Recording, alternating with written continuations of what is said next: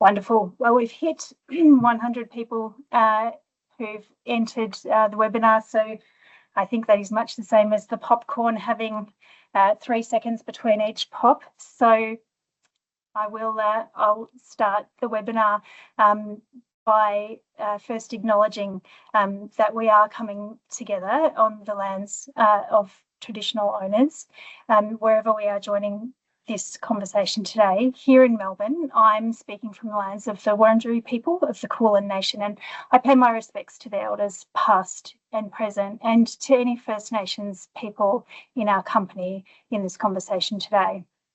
I acknowledge that these lands have not been ceded and that we must walk very, very gently on them.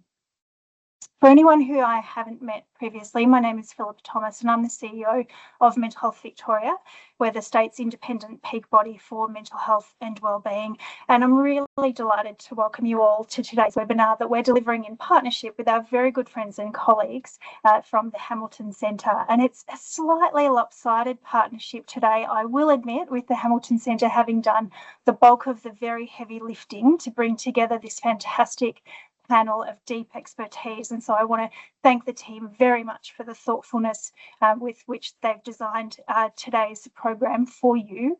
It's exactly the kind of cross-sector collaboration our sector needs more of. And with mindfulness of that importance of collaboration, I'd also like to recognise that we do come together today with a shared commitment to honouring the lived and living experience of people for whom the impact of mental ill health and substance abuse is what brings us together. And apologies, my computer just froze. So today we're coming together to have a conversation, a very important conversation about Victoria's young people.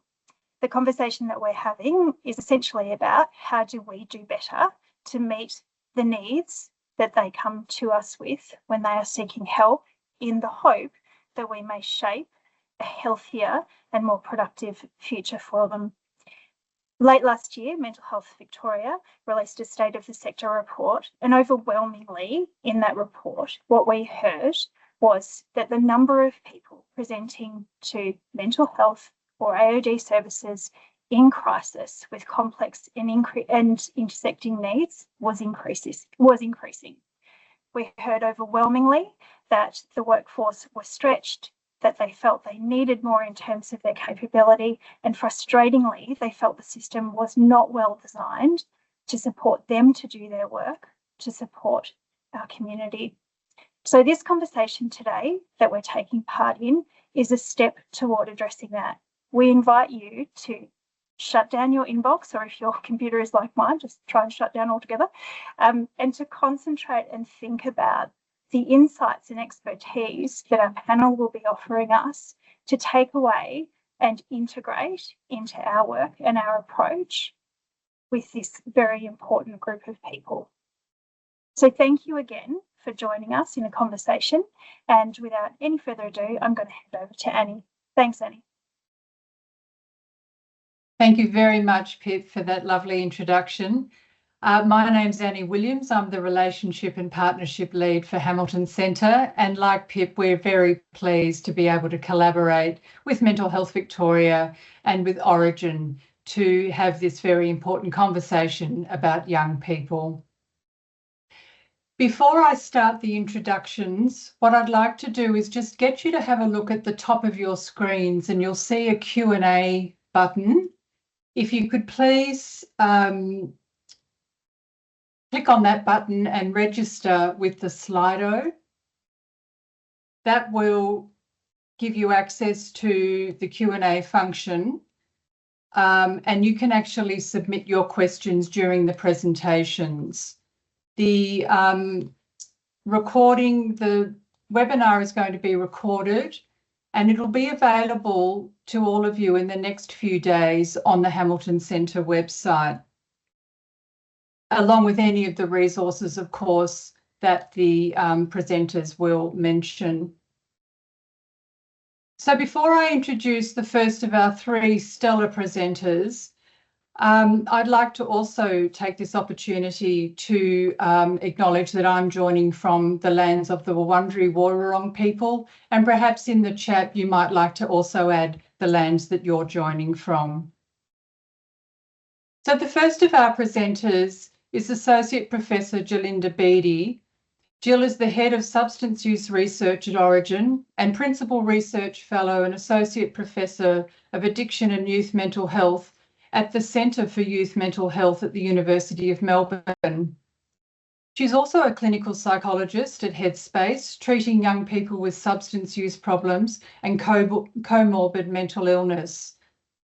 Jill's research seeks to understand substance use and substance use disorders with a focus on young people and develop new early interventions and treatments for problematic substance use in youth and safely leverage the potential therapeutic effects of substances that are also abused, i.e. MDMA.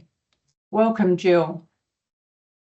Thank you so much, Annie, and thank you for the opportunity to present to this audience. Maybe we can start the slides.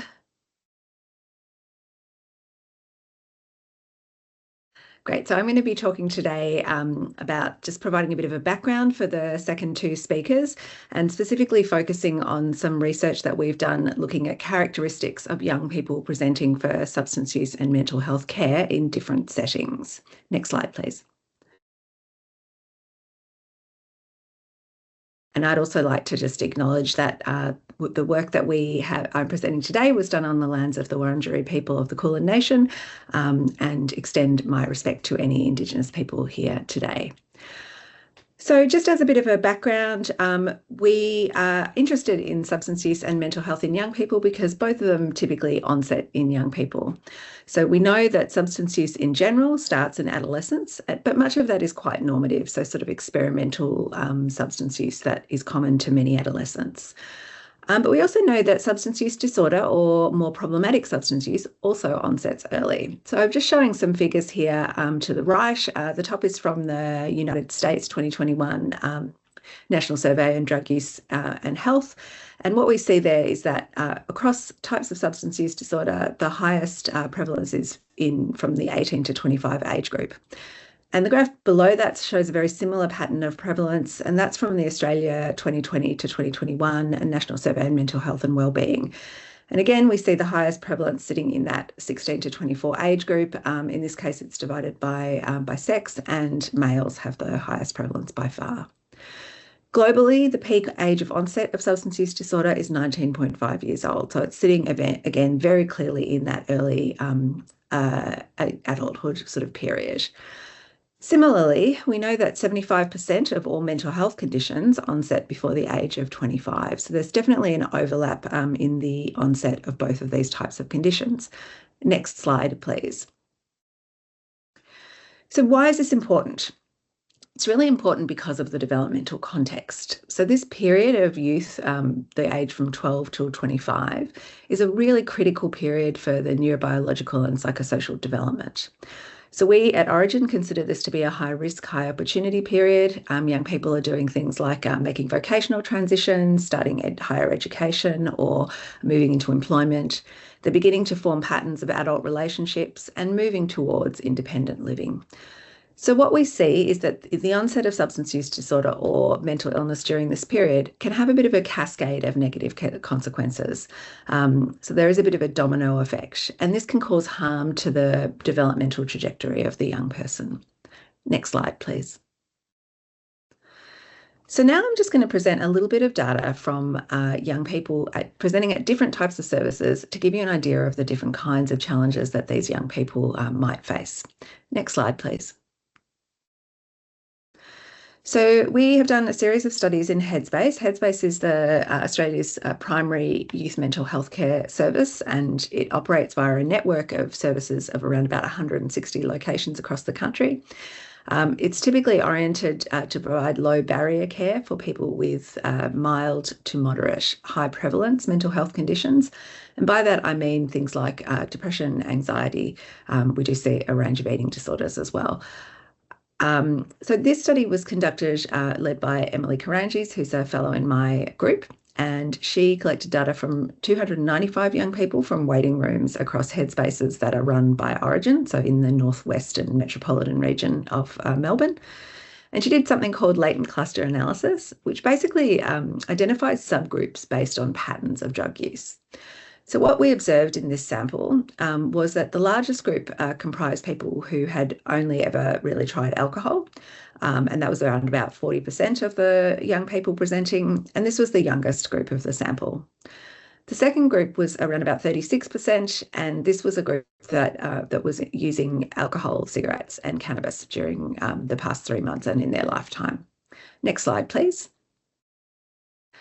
And then we see these smaller groups that actually had really quite clinically significant levels of polydrug use.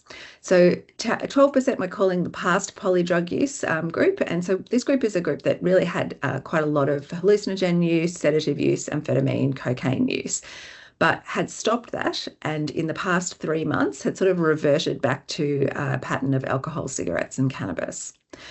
And then we saw another group, around about 11%, who were current polydrug using groups. They had very high levels of cigarettes, alcohol, and marijuana use, but also use of amphetamines, sedatives, inhalants, that sort of thing. So we also then replicated this in a second sample collected earlier through headspaces in Melbourne and Sydney.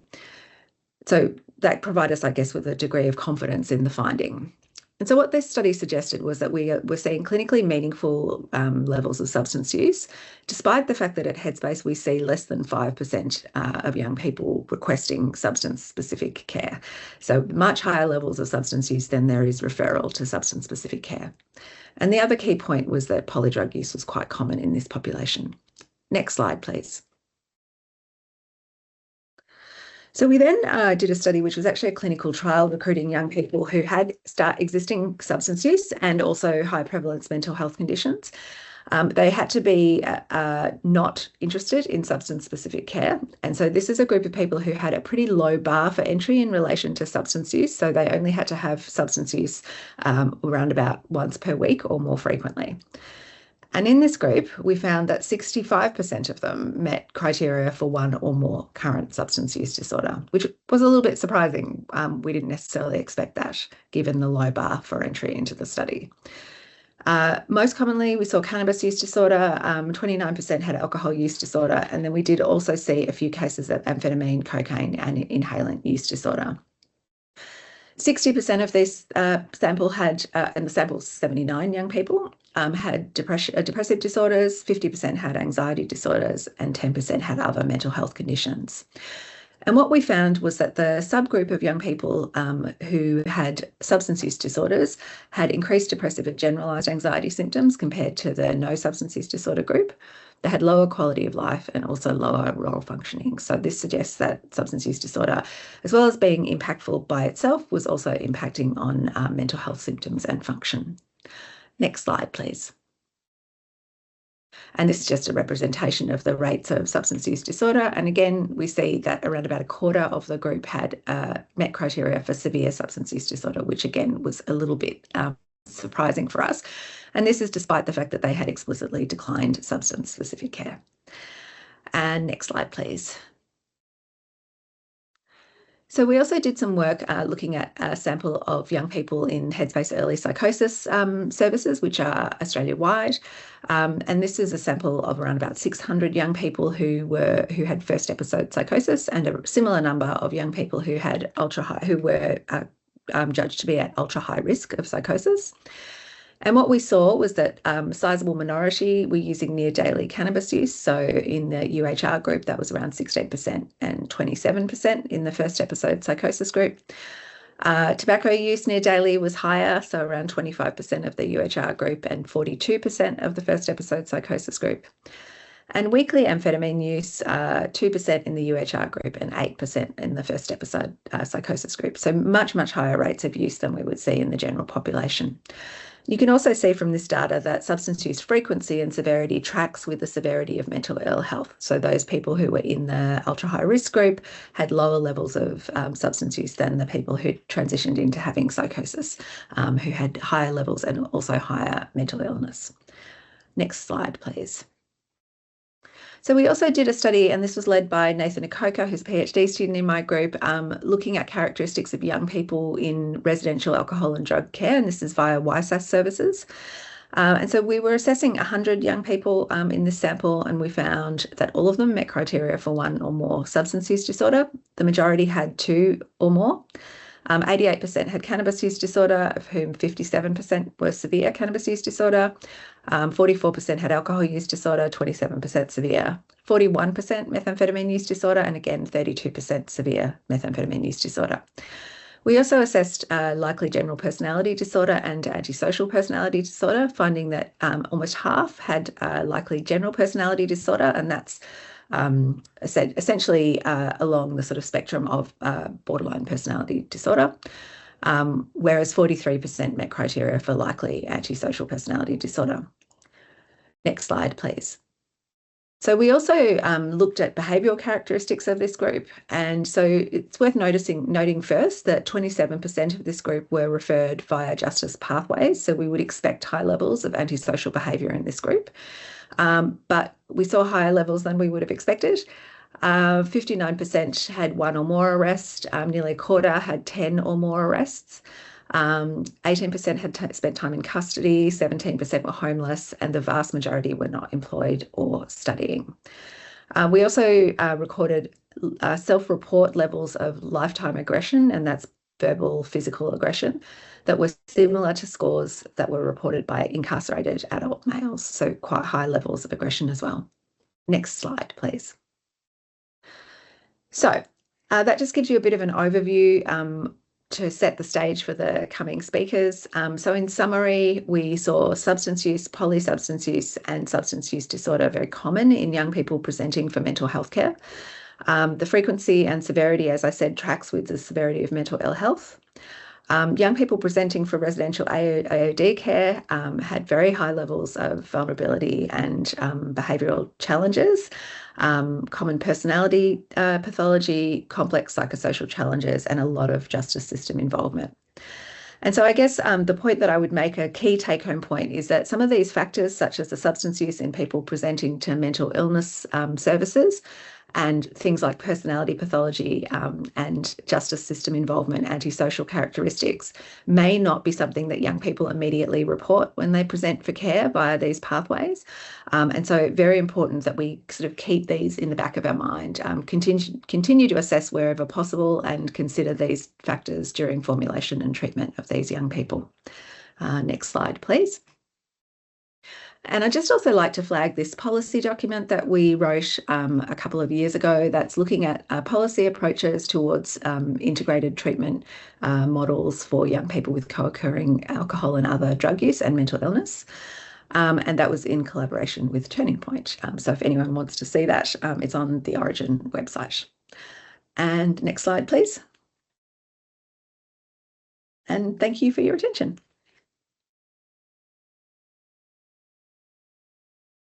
Thank you very much, Jill. And I'd just like to remind the participants who've joined us to just have a look at the top of your screen to the Q&A button in order to register for the Slido so that you can actually submit your questions during the presentations. The recording will be available at the end. The Q&A will be at the end of this discussion, and the recording will be available on the Hamilton Centre website in the next few days. So our next presenter is Dr. Enrico Cementon, a consultant psychiatrist with Parkville Youth Mental Health and Wellbeing Service, an honorary principal fellow in the Department of Psychiatry at the Faculty of Medicine at the University of Melbourne. He's previously held the role of Victorian Director of Addiction Psychiatry Training for the College of Psychiatrists, and is very active in building the dual diagnosis capability of colleagues in different service sectors to better respond to the needs of young people, patients and families. Enrico commenced this important work in 2000 with the VDDI and provided a witness statement for the Royal Commission into Victoria's mental health system in 2020. His passion and commitment for dual diagnosis capability continue to this day. Thanks, Enrico.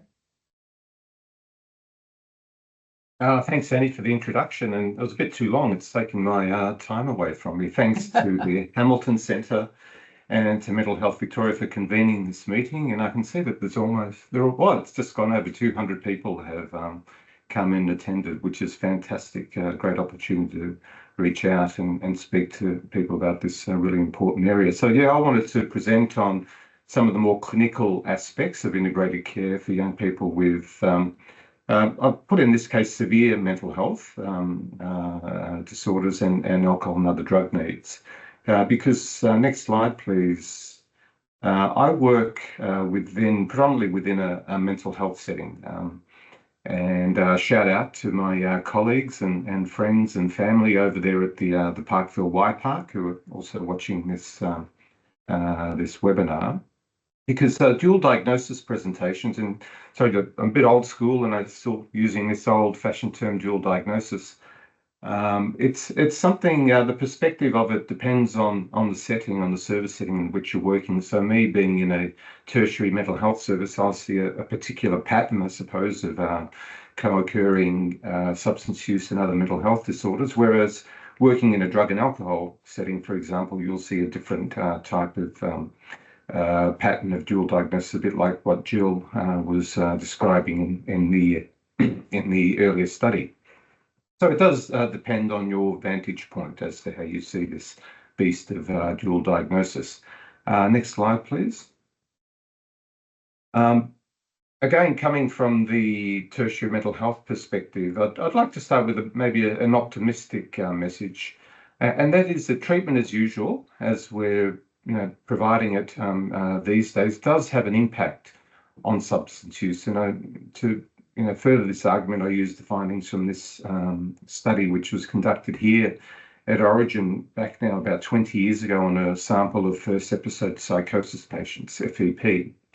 At the beginning of, or at their entry into mental health care, these young people had substance use disorder diagnosed at a rate of about 62%.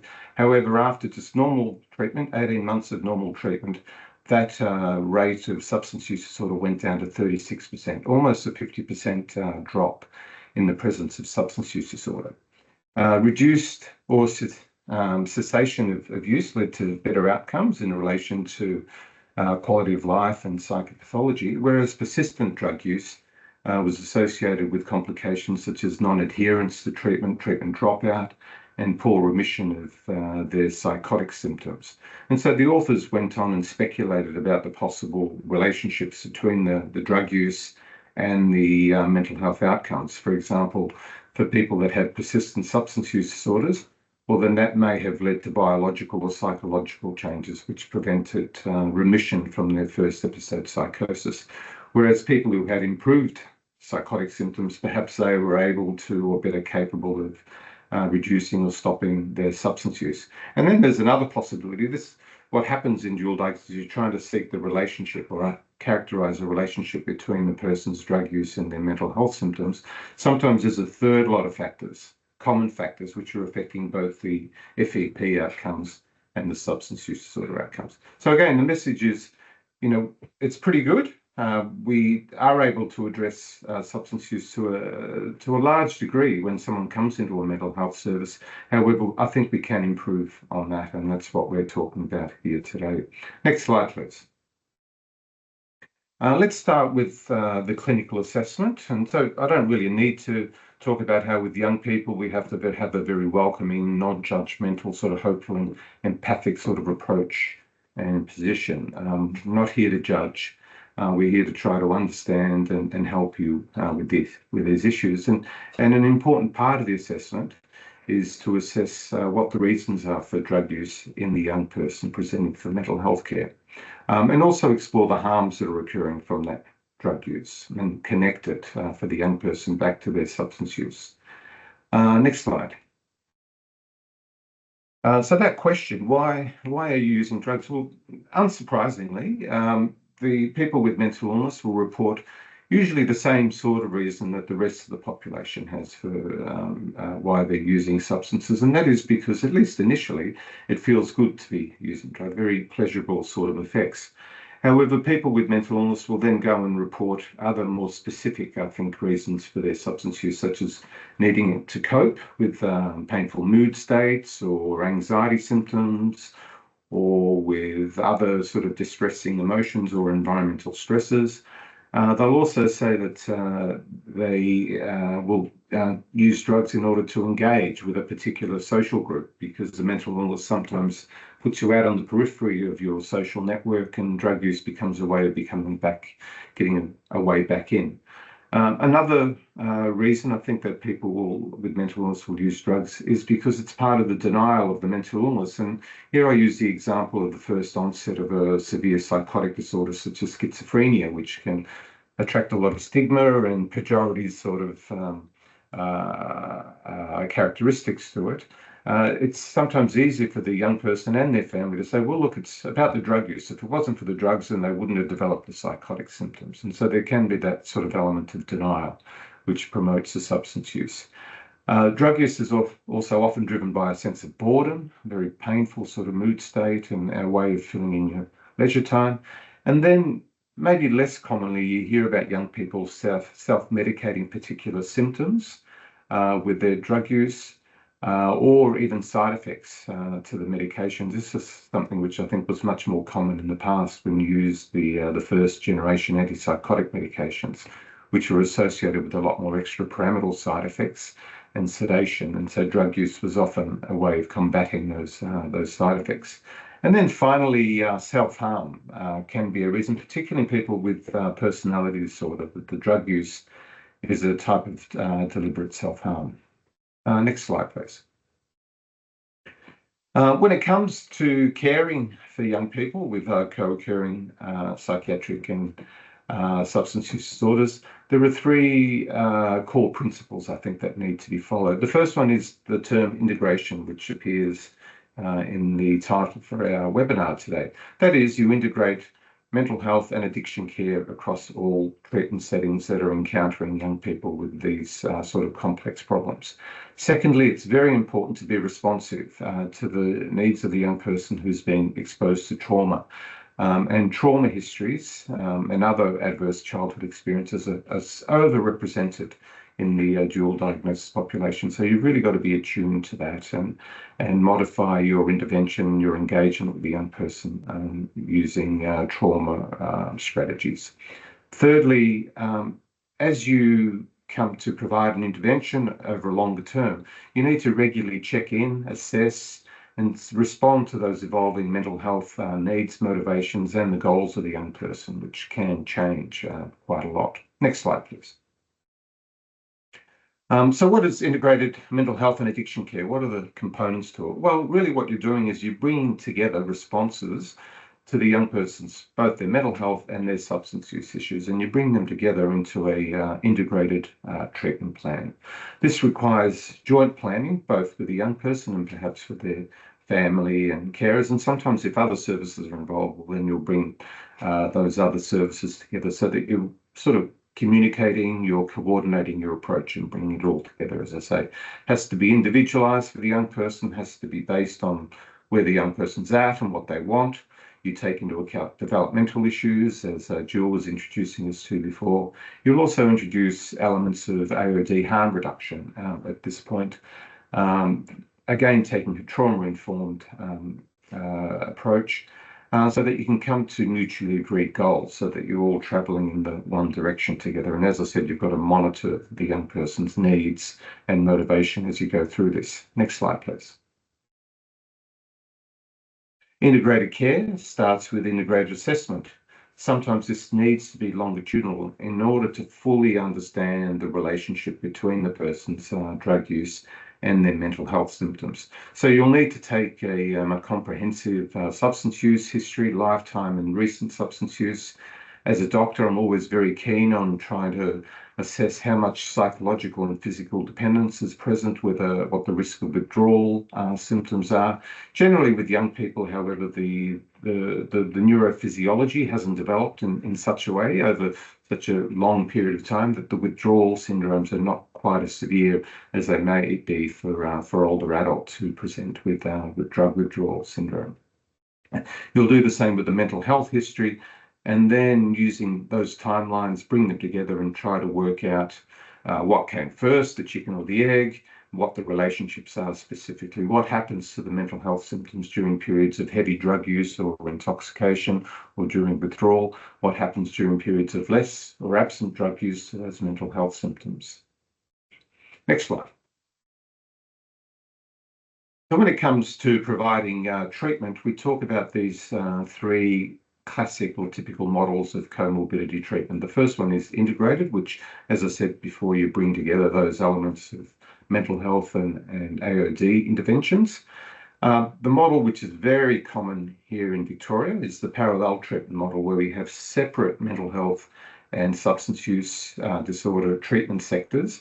And often people are following one path, and sometimes they'll be referred to the other service, and they follow this so-called parallel treatment path with a lack of sort of coordination and communication between the different services.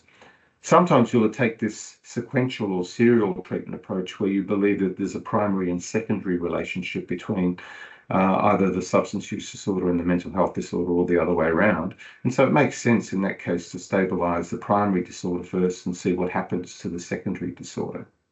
Next slide.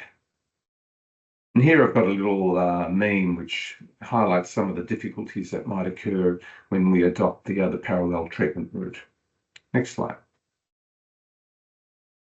Another very useful concept, I believe, in dual diagnosis treatment is following these stages of dual diagnosis treatment, stages that need to be negotiated sequentially. You need to successfully achieve the first one to move on to the second one, the third one, and so forth. The first one, arguably the most important one, this is the one where things can go wrong typically, is the engagement stage, the engagement phase, a crucial first step. Often it's unrelated to clinical issues that the young person is presenting with. So you might address some sort of social issues, accommodation, financial, vocational issues. And the aim here is to develop a therapeutic alliance or relationship with the young person, so that a sense of mutual trust develops between both the clinician and the young person. You might be introducing harm reduction sort of advice during this time.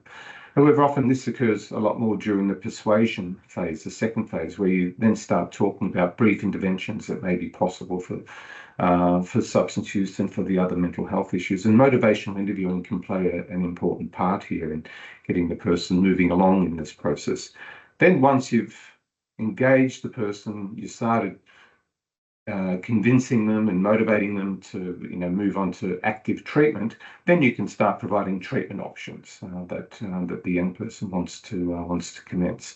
And then once you're well down the road of rehabilitation or recovery, well, then you can talk about relapse prevention with the young person. Next slide, please. What are some of the principles that I've found in my years of working in youth mental health that are quite specific to this area? Well, the first one is the one of early recognition, warning signs or risk factors, both in relation to drug use and mental health problems. And that then leads you to providing an early intervention approach and sometimes even prevention, stopping things from progressing to a more severe type of disorder. You'll identify those risk factors, work on those, and as well identify the protective factors for the young person and their family perhaps, and try to strengthen those protective factors. There is the challenge of enabling the young person, facilitating their developing a social network where drug use is not the primary thing, and that very much is a challenge in young people. I think you've got to take a more opportunistic approach with them. Take outreach, get out to see the young person where they're at, rather than expecting them to come and see me in my office. Maintain that developmental lens or focus that Jill was talking about. Identity formation is such an important part of adolescence. Separation, individuation from family, the development of the young person's vocational, educational, occupational identity and goals. Often there's the young person's their developmental trajectory, as Jill was saying, has been arrested or has sort of deviated as a result of the illness or substance use. They're seeing their peers moving along in life and checking off all these different milestones and making them feel bad. So you've really got to support the young person through this period, through this process. Attention to the physical health is crucial, particularly smoking and addressing vaping during this time. And you've also got to maintain those really important ethical considerations here of confidentiality and autonomy with the young person. Next slide, please. With young people, especially if they've got milder disorders, well, then you'll put in place psychosocial interventions before embarking on pharmacological interventions. However, there are some exceptions to this, and that's generally in relation to the person having a more severe either mental health or substance use disorder. So examples here are if the person presents with psychosis or a severe mood disorder or suicidality, well, then you might get involved with some pharmacological intervention. Similarly, a severe substance use disorder, such as a severe opioid use disorder, well, then you'll consider pharmacological interventions early on in your treatment. I find working within a specialist mental health service that it's easier to get my colleagues, case managers and so forth, working here to consider what brief interventions they might be able to provide for their young people with substance use issues. And brief interventions can be particularly effective for the young people that have got milder forms of substance use disorder. And the Frames approach, I think, is a very useful one to adopt. Importantly, you can also modify traditional sort of psychotherapy, such as CBT and ACT and cognitive analytic therapy and so forth. Modify them so that they're addressing both the substance use and other mental health symptoms. Joint work with other agencies sometimes needs to occur with the parallel treatment model. And there are increasingly residential programs which are useful. And I've put here the one that I work in, the White Park, where we are often taking step-down type entries and stays for young people that are coming from residential withdrawal services into our unit. There are also developing mutual help groups for young people with substance use disorder, so you would really want to engage young people in that. And then, of course, the provision of family interventions when dual diagnosis is not just affecting the individual young person, but may be something which exists across the family unit. Next slide. Specifically with pharmacological interventions, a word of caution, I suppose, that many psychotropic drugs haven't been fully evaluated in children, and so the principle of starting low and going slow with the dosage of medication is really important. Integration or integrated treatment also involves integration of the different medications you might choose that come from both the mental health and the substance use field, and so I've put those all in that round box there, talking about all the different medications that may be used, sometimes in combination with each other. However, you've got to also monitor for iatrogenic drug misuse, particularly with the provision of psychostimulants and benzodiazepines to young people with dual disorders. Got to be careful that the uncontrolled drug use, which is what often characterises substance use disorder, doesn't then start occurring with the medications that you're prescribing. And there are safeguards around that. Next slide, please. You'll also monitor for potential interactions that occur between the medications that you're prescribing as well as the street drugs or other drugs that the young person's taking.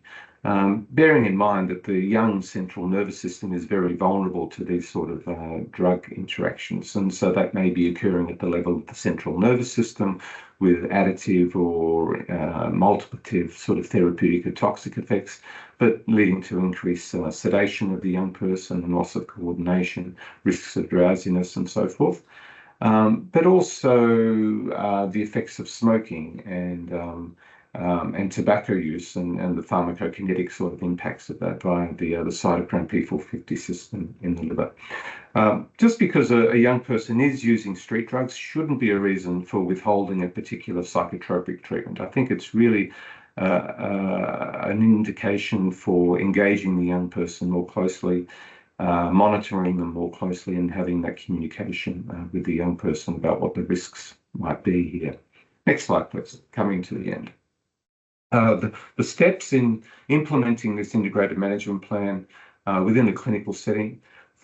One of my big goals is to achieve some sort of diagnostic clarification, working out what that relationship is between the young person's substance use and their psychopathology. Sometimes you've got to, well, always you've got to get information from other sources. It may be laboratory studies, or it may be speaking to other informants. Again, taking that longitudinal sort of perspective. When someone presents in crisis or with a range of acute problems, well, then the focus of the intervention has to be on the stabilisation of those primary acute problems, whether intoxication or withdrawal, or psychosis, mood disorder, severe personality disorder, out of control, or suicidality. You'll manage those risks. And then in the longer term, you can move more into achieving remission, relapse prevention, and rehabilitation. In general, the lower severity disorders, brief interventions are possible and effective, whereas the high severity disorders are invariably of a longer duration. And so you've got to take a more longer term sort of intervention perspective, I think, in those cases. Next slide, please. So to finish up, we've heard how dual diagnosis is pretty common, and the more severe the problems are, the more severe the dual, or the higher the prevalence rates of dual diagnosis problems. The therapeutic response needs to be trauma-informed. It needs to be flexible, and it always starts with engagement and developing that close therapeutic relationship with the young person. Acute presentations require stabilisation first of the multiple morbidities or conditions present, and then you can move on to more longer-term work. And consider psychosocial interventions with the younger people before pharmacological issues, unless there are those more severe markers, as I mentioned before, psychosis, severe mood disorder, or severe substance use disorder. The picture or the graphic on the right highlights what we're all trying to achieve here. And that is going from a position where dual diagnosis is not my business to it becoming core business of the treatment setting in which we're working in, and ultimately providing a type of one-stop shop for the young person presenting with a range of different clinical problems. And I think that's it from me. Thank you.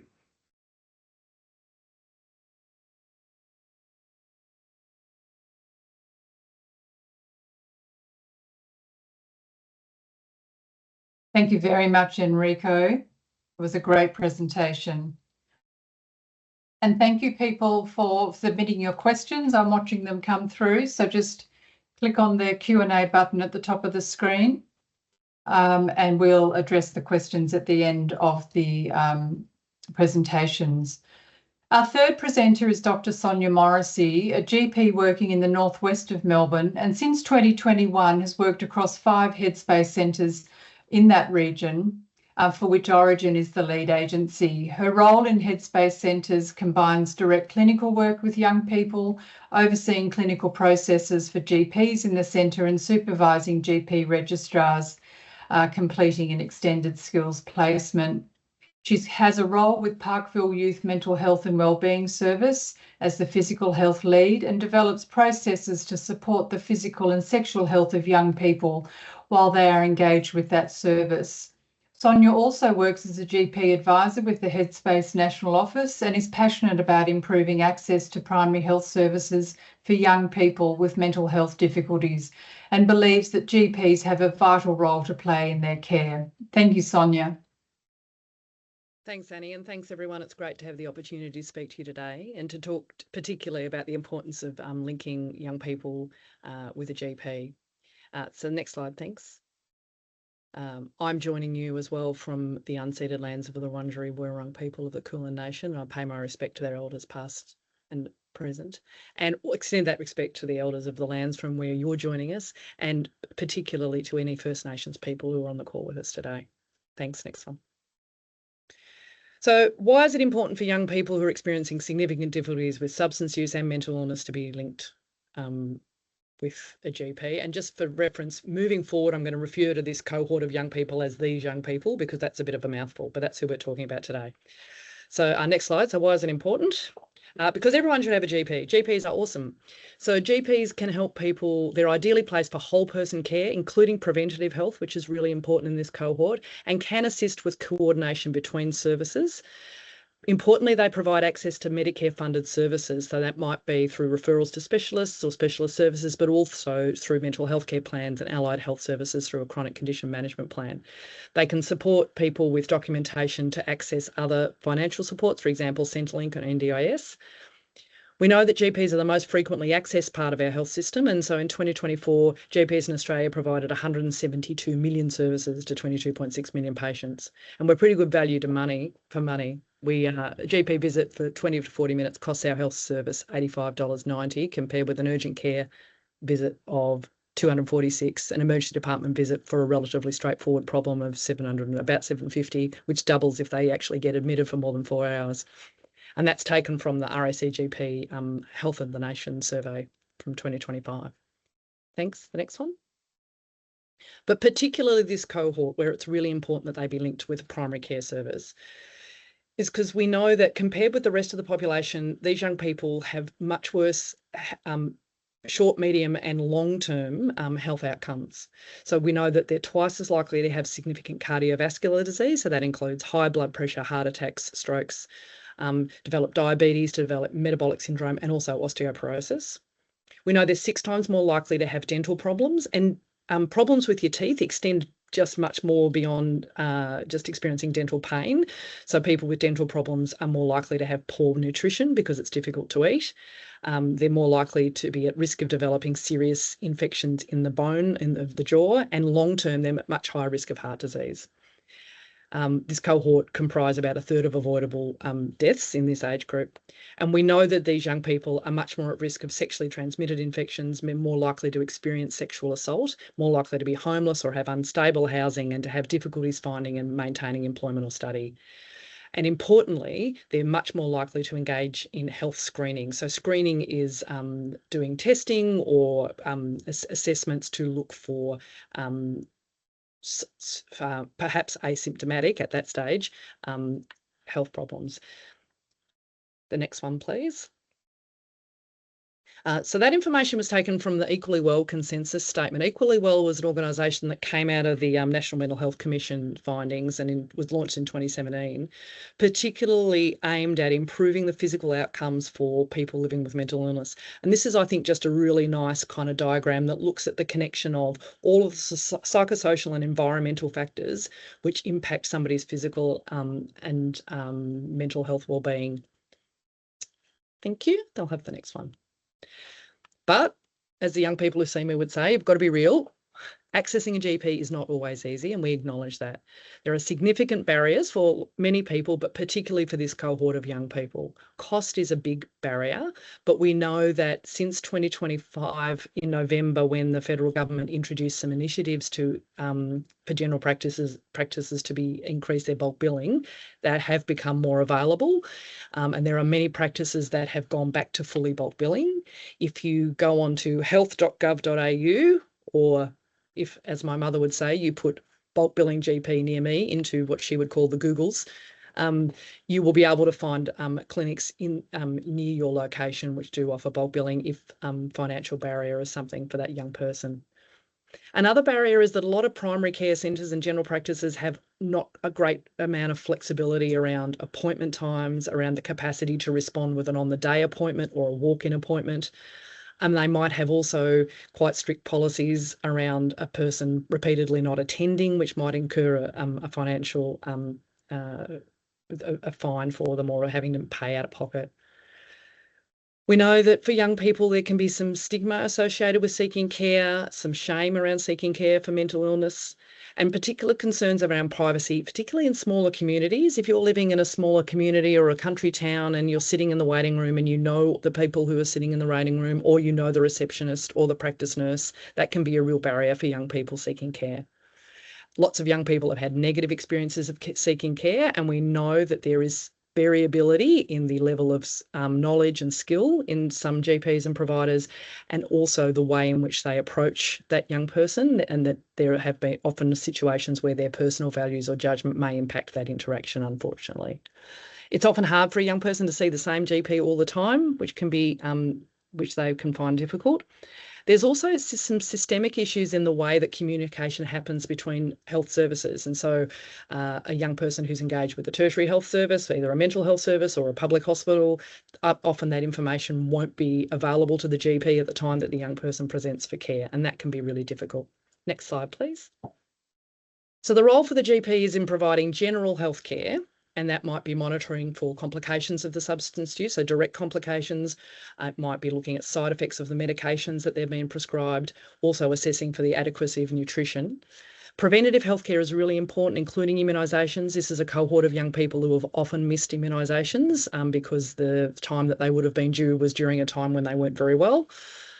Sexual health care is really important because of the reasons that we've previously listed. And so that might include providing effective contraception for people who require that. Screening for STIs is really important, even in people who don't have symptoms. Most sexually transmitted infections don't have symptoms. And provision of PrEP has become much more routine amongst GPs for young people who are at risk of HIV, and it's a really effective way of reducing the risk of contracting HIV. GPs can support with documentation, medical certificates, reports if that's required, for example, Centrelink or for NDIS applications. GPs can prescribe nicotine replacement therapy. Some GPs will provide opiate replacement therapy.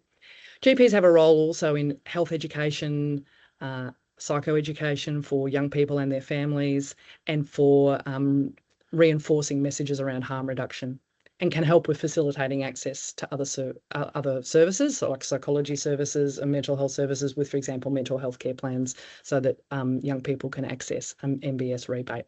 Thank you. Next one. We know that integrated services generally work best for clinicians and consumers. Most services that are providing support around substance use are not directly integrated with primary care services, although there are some. Increasingly, we are seeing some mental health services that have been integrated with primary care. This paper is a report of some work that was done in Victoria in the immediate post-pandemic time, where mental health clinicians were integrated into general practices, and that looked at the improved outcomes in terms of engagement with care and collaboration between clinicians. So, thank you. So I just wanted to give you some practical tips for how we engage a young person with a GP. If they have one that they like, then that's fantastic. They should just keep seeing that GP. If they don't have one, or they would like to change GPs, most practice websites will have profiles for the GPs where you can look and sort of see if they've listed a particular area of interest. But the receptionists at practices are also really good if you just say to them, if you're working with a young person and say, I've got a young person who's experiencing mental ill health, they've also got some issues with substance use, is there a GP there who might be good for them? And they'll be able to guide you. Recommendations from other providers, if they've had good experiences, particular GP clinics, is also helpful. You'll find that most community health services, if they have GPs, are either bulk billing or low cost. And if you're working with a young person who's got access to a Headspace centre that has GPs, bearing in mind that not all Headspace centres have GPs, but those who do, the GPs provide services that are bulk billed and are welcoming of young people. It's worthwhile talking to the young person about whether they think there's a better time of the day for them for an appointment. There are many situations where I've had young people have a 9 a.m. appointment booked with me at Headspace. The appointment's not been made by them, it's been made by their caseworker, and they just don't turn up. Next one, please. If you can book a longer appointment with the GP, particularly if one of the outcomes from the appointment is to get some paperwork filled out, lots of young people find it helpful to have some support to actually attend the appointment, including if they're agreeable and if they think it will be helpful being actually present in the consultation. The process of registering as a new patient, if you're going to a clinic, can actually be quite onerous and can be a bit overwhelming. There's lots of forms to fill in, and sometimes young people will just balk at the first hurdle. And so some support for the actual practically attending the appointment can be really helpful. If you check in, it's worth asking, is the GP running on time? If they're an hour behind, a young person, particularly if they're feeling a little bit agitated or a bit antsy, they might prefer to either sit in the car or go for a bit of a walk. I always encourage young people to write down any questions that they've got to take to the appointment to make sure that they get the most out of that interaction. And if a young person's involved in multiple services, it's really helpful for the GP to know who are the key contact people from those services, and it can be helpful to send that ahead of time. Thank you. Next one. that was it. So I was hoping to just provide you with some kind of practical kind of suggestions and just reinforce the idea that even if a young person is already involved with medical services through mental health services and substance use services, a primary care GP is still a really important part of that care team. Thank you.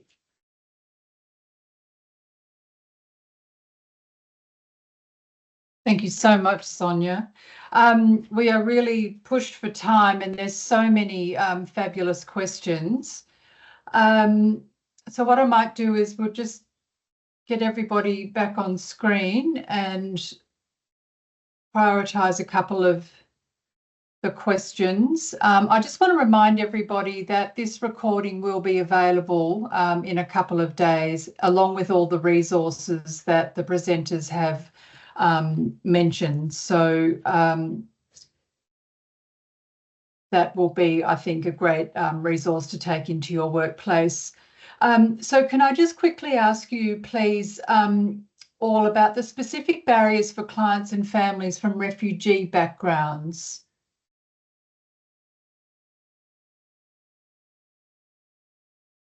Perhaps Sonia, if you... I was just going to say I can take the first. Yeah. So certainly, yeah. So that is a significant barrier, and there's a number of aspects to that. So some of it is around language, some of it is around cultural considerations, and some of it can be around access to Medicare. There are some specific services that are set up for primary care for certainly in metropolitan areas for people who are here on as refugees or asylum seekers who don't have access to Medicare, and you can usually find those, again, Googling, you'll be able to find what the relevant services are, and they will be able to provide access to care in terms of in pathology and investigations, as well as seeing a GP. And most GPs have free access to telephone interpreting services. So again, it's good if you're seeing a GP for them to know ahead of time that interpreter is going to be required. Thank you so much. Just quickly, what pathways can be used when a child's refusing support, given that a lot of these services are voluntary? In a nutshell.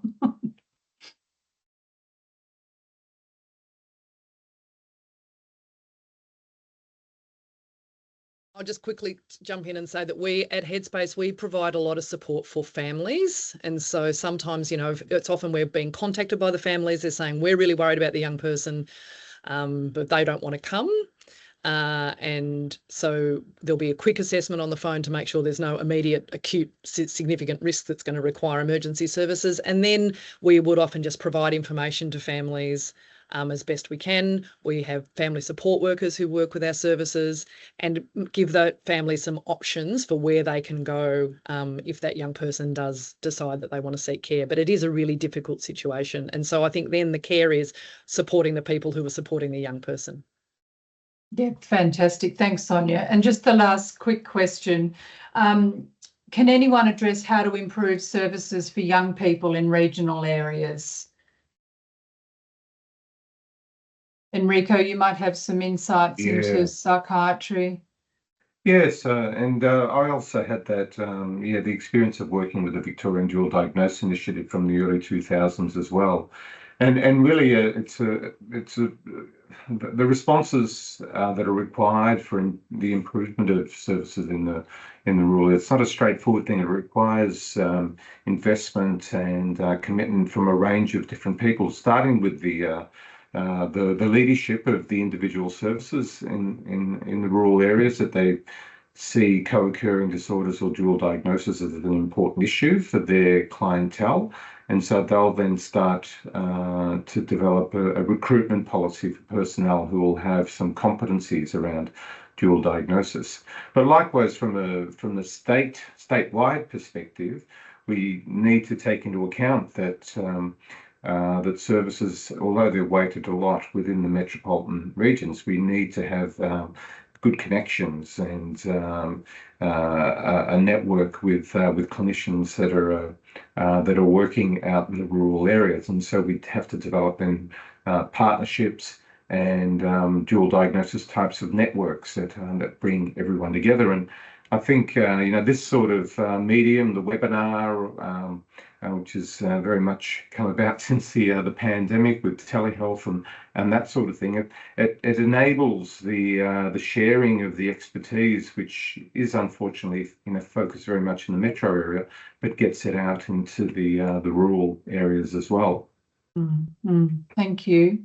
I'm mindful that it's 1 o'clock, so I want to thank you all so much for being so generous with your time today. And I really hope to the participants that the presentations that will be available in the next few days will help you all with those conversations about embedding integrated care for young people into your workplaces. I'd like to thank Mental Health Victoria and Orygen for the opportunity to collaborate, and just remind you all to subscribe to the Hamilton Centre socials, which will include updates about webinars coming up, and to look out for the recording, which will be available on our website in the next couple of days. I hope you all have a lovely day. There's so many questions. I'm so sorry we couldn't get to them all, but maybe another time. Thank you all.